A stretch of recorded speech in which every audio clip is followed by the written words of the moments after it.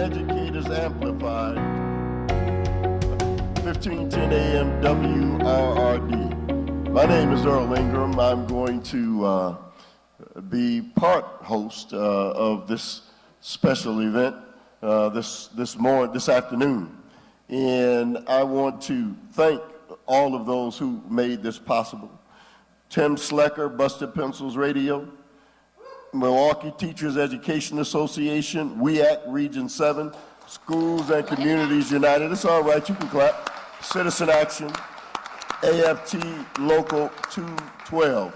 I'm going to turn it over to none other than Miss Joanna Rosado. Thanks, Earl. Hey everybody, welcome to Educators Amplified Part 4, the gubernatorial edition. My name is Joanna Rosado, and I'm a public school teacher and WEAC Region 7 member. I'm so thrilled to be joined today by hundreds of other public educators and their supporters here at the Miramar Theater on Milwaukee's East Side, as well as those out there listening and streaming in. We are all set to have a great show. The Educators Amplified planning team have identified 5 topics for candidates to respond to today. Candidates, we encourage you to be you and present your intuitive thoughts. We'd like to establish a rapport and an environment similar to a healthy classroom, where you will be seen, heard, and valued. We do not expect you to have the right answer. We'd like to engage you in real talk about real education issues with real public educators and advocates. We encourage you to interact with one another and with the questioner. So all of our questioners will be seated up here and coming up this way. And so truly, we encourage it to be conversational with each other and with us. So let's get right to it. I'm the first questioner. So I'll kick it off with the first topic, which is testing and standardization. Okay? Everyone know what that is? Well, you're about to find out. School accountability measures based on standardized test scores has been the only reform that education policymakers have been committed to for 20 years. The recently released NAEP scores indicate that even with this decades-long focus, scores remain flat. Do you believe we should continue test-based accountability, and why? Who wants to kick it off? And as state superintendent, I've been intimately involved with this topic for several years.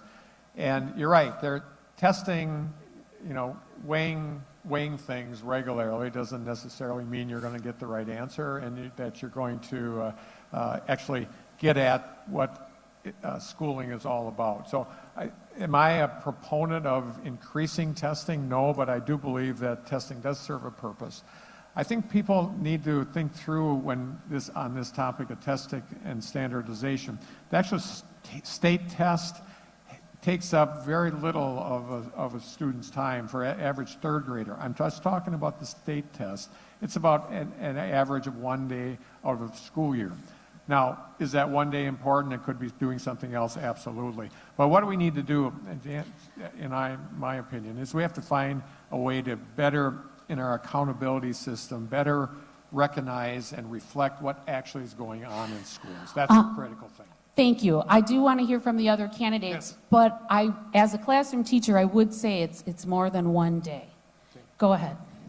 So, I think there is one thing that we can say about testing, which is that its greatest accomplishment has been sapping the joy from the classroom, taking away teachers' joy in teaching and students' joy in learning. And I think the parents hate it too. I know this is a mom and a stepmom of 4 girls, and if we want to understand what's happening in the classroom, testing gives us a very limited window. It's a picture of one type of assessment on 1 day, and we have put basically all of our eggs and all of our political capital into that one basket, and it's made some of the testing companies very, very wealthy. We need a much different approach that restores the teacher and the teacher's autonomy and professionalism to the classroom as the central way that we are going to evaluate students and how much they have grown over the years. I think that's the best thing that I can say. If you look at the scores overall, the NAAP scores, they've really been flat. But if you disaggregate them, what you can see is that there have been increases for upper middle class students, for white students, but for working poor students, for students of color, the scores have actually gone down. So obviously, the path that we're on is not working, and we need a divergent path. Thank you. Point where I think the best single thing that we could do for schools is to keep state and national politicians as far away from them as possible. We're testing kids to death. I heard Tony Evers say earlier that it's just one day a school year. Any teacher in the room knows that that's not the case. We're putting teachers in a position where they're set up to fail. We're not allowing them to use their professional expertise. They already know how to evaluate student performance. But instead, we've got politicians in league with private for-profit testing industries that are driving this agenda into schools, making teachers teach to the test, making them spend an awful lot of instruction time preparing kids for the test and then administering the test. We got to let teachers teach and students learn and trust professional educators to evaluate them properly. We need to do an about-face, a full turn in terms of how we deal with what goes on in the classroom and how student performance is evaluated. We're running for governor here, and we can't make federal testing requirements go away, but we sure as heck can provide the leadership and the political will to move our state in a very different direction. And instead of creating, this testing is really being done to give politicians ammunition to scapegoat teachers in schools. That's what this is about. And we can move that leadership in a different direction. We are testing our kids too much. I think we all have said that. There's too much focusing on measuring outcomes. And we talk about the achievement gap, right? African American kids not doing well as white kids. We talk about now they call it the opportunity gap, I believe. To me, it's a gap, and a gap is a gap, and you have to fill it. I have 2 African American kids that are in school. I have a freshman at UW Oshkosh. I have a son who's in public schools in 8th grade. So, teachers aren't the end-all to cure or the end-all to everything. It's not the teacher's fault that there's an achievement or opportunity gap. The fault a lot of times lies in what's happening in our communities. So if there's not opportunity in communities, if we're not actually taking care of fair housing and people and children getting the ability to eat before they go to school, if we don't have opportunities for their parents, if we don't have actually a minimum wage that is good for everybody, if we actually don't take care of our communities, then we're not going to fulfill the achievement gap, because the teacher can't be the babysitter, the teacher, the mental health professional, and everything else.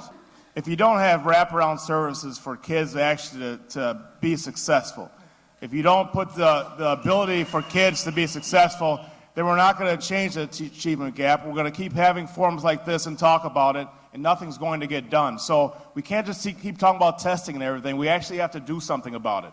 And if we keep having town halls like this and talk about the problem without identifying the problem, then we'll just keep talking about the problem. There's a place for standardized testing, traditionally the SATs, the ACTs, the LSATs, and so on. When George Bush and the Republicans got in, they put in No Child Left Behind. They have this rigid, mechanistic, anti-education idea that these testing will then spill back on teachers, and teachers, to basically keep their compensation and their ratings, would teach to the test. I think that is dead wrong. Barack Obama did the right thing in 2015 by passing the All Children Succeed Act, which modified that somewhat. But I do not believe that you can have standardized testing in grade schools and high schools and then somehow judge teachers by that and somehow judge performance only by that. I want fully educated people, and I do not want Republican policies that look at mechanistic, standardized testing outside of where it should be, which are the SATs and the ACTs. And so I would, in Wisconsin, make it very, very clear, we are not penalizing teachers, we're not doing anything, we're not teaching them the test, we're going to fully educate children. Yeah. All right. I do have personal experience besides talking to many teachers. My wife, Mary, in Germantown, speech and language therapist, was on M teams for 30 years, for more than 30 years, working with children with autism, children with all kinds of disabilities. And the paperwork at the end got so oppressive, it got so mechanistic. I would frankly defer to the expertise and the good faith of teachers. Just like at the state level, I'd restore local control, at the university, shared governance. so too with high school and grade school teachers. I would say, look, I would get rid of a lot of that paperwork, get rid of a lot of the rigid mechanistic approach to testing, and leave it to the discretion of teachers and principals and local school districts. The truth of the matter is the Republican Party has simply tried to impose standards for fake business reasons, and it doesn't work.